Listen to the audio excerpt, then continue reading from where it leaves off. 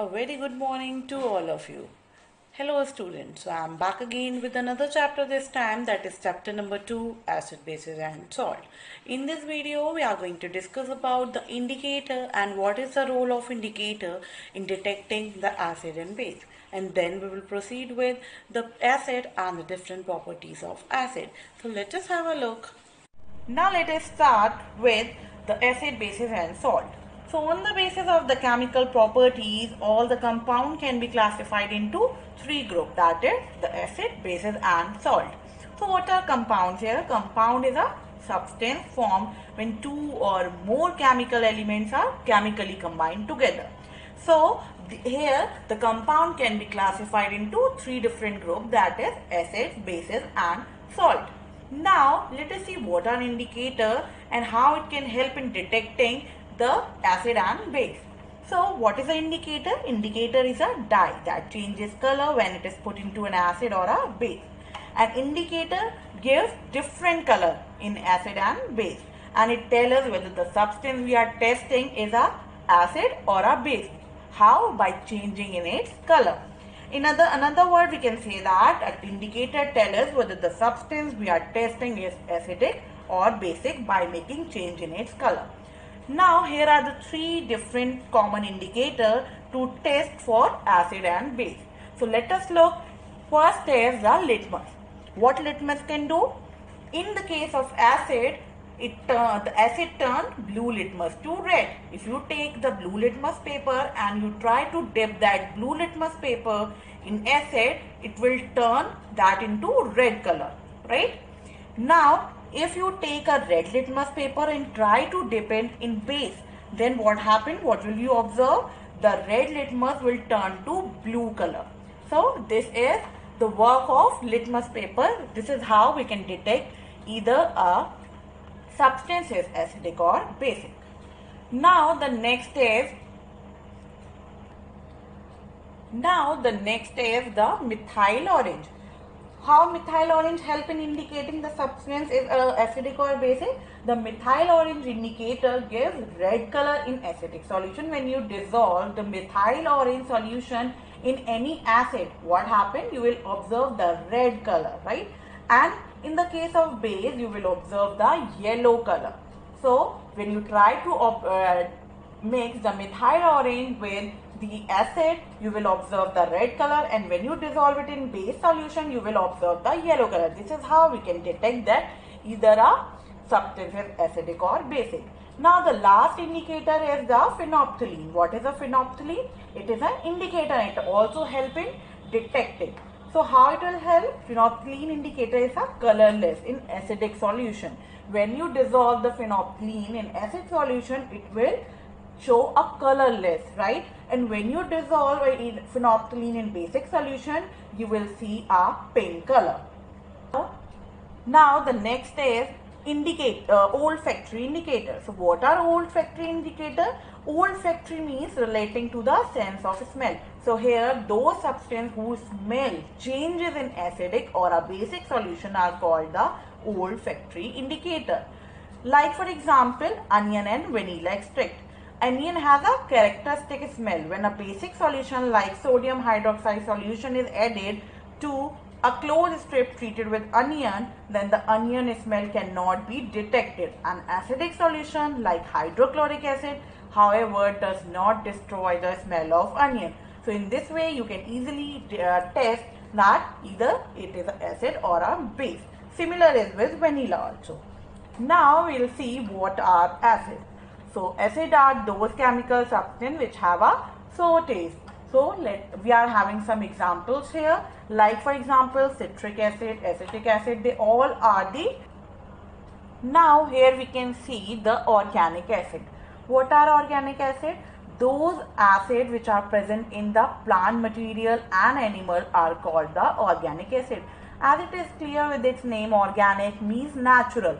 So the acid which is obtained from the natural things, like for example plant material or animal, that are called the organic acid. For example, acetic acid, citric acid, lactic acid, etc. How? We can say that acetic acid is a organic acid because acetic acid is found in vinegar. Similarly, citric acid is present in the citrus fruit such as tamarind, lemon, oranges, etc. Similarly, lactic acid is present in sour milk. Now the next is the mineral acid. So what are mineral acid? The acid prepared from the mineral of the earth are called the mineral acid. So mineral, it's clear with this name, they are the man-made acid. The three most common mineral acid are the hydrochloric acid, the sulfuric acid and the nitric acid. Concentrated mineral acid are very dangerous. Mostly the mineral acid are the concentrated acid and they are very much dangerous. Now the next we can see the acids are classified in, or we can say they are divided into two different groups, the strong acid and the weak acid. So in the category of strong acid we include hydrochloric acid, sulfuric acid and nitric acid. Similarly, in the case of weak acid we include acetic acid, formic acid, citric acid, etc. Now we will see how we will define a strong acid and a weak acid. So those acid which is completely ionized in water and thus produces a large amount of hydrogen ions are called the strong acid, and those acid which are partially ionized in water and thus produces a small amount of hydrogen ions are called the weak. Strong acid are including the sulfuric acid and the nitric acid. How? Because they are fully ionized in water to produce a large amount of hydrogen ions. Please note that the word strong here refers to the degree of ionization, not the concentration, right? So here the degree of ionization define the strong or the weak here. Now what are the weak acid? They are the acid which include the carbonic acid, the sulfurous acid, etc. Now the next is the concentrated and the dilute acid. So what are the concentrated acid? Concentrated acid is one which contains the minimum possible amount of water in it. They are very much dangerous because they are the purest form of acid. Whereas the dilute acid is one which contains much more of water in it and they are less dangerous than the concentrated. As you know, acid are dangerous, but the concentrated acid are more dangerous as compared to dilute, because in dilute acid the amount of water is more than the acid amount, and whereas the concentrated is the purest form of acid. So in this way we can define the concentrated and the dilute acid. Now next we will see properties of acid. So the important properties of acid are, first is acid have a sour taste. As you know what is the sour taste. Now the next is acid turn the blue litmus red, as I have already explained you that the blue litmus paper will turn into red color in the case of acid. Now the third is acid solution conduct electricity. They are the electrolyte. So what we have observed in the case of acid, when an acid is dissolved in water, we get the acid solution, and the solution of all the acid conduct electricity. That is, acid solution allow electric current to pass through them. The reason for the conduction of electricity by acid solution will be explained later on. Now the fourth property is the acid react with metal to form a hydrogen gas. So here we can see when the metal react with acid, it will give a salt plus hydrogen gas. Here we take an example of zinc. Zinc is a metal, right? When we react metal, that is zinc, with an acid, acid will take hydrochloric acid, sulfuric acid here. When we react the zinc, that is a metal, with an acid, that is sulfuric acid, what we will observe, we will get the zinc sulfate, that is ZnSO4, that was a salt. And along with that we will observe the hydrogen gas is there. So we will easily say that when acid reacts with metal, it will form a hydrogen gas and a salt. Now the next property is when acid react with metal carbonate and the metal hydrogen carbonate, it will form a carbon dioxide gas. Here we see the metal carbonate when react with acid, it will give salt plus carbon dioxide plus water. Or we can say when metal hydrogen carbonate react with acid, it will give salt, carbon dioxide and water. Here we can take an example of metal carbonate. When metal carbonate react with acid. So as a metal carbonate, we take sodium carbonate, Na2CO3. That is a sodium carbonate.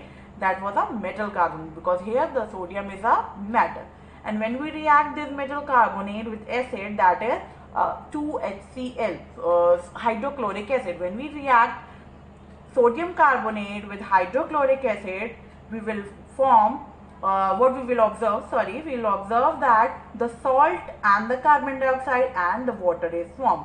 The salt here is formed is the sodium chloride, that is NaCl, plus carbon dioxide, that is CO2, and the water H2O. So we will say this that as an acid react with metal carbonate, it will form a carbon dioxide gas.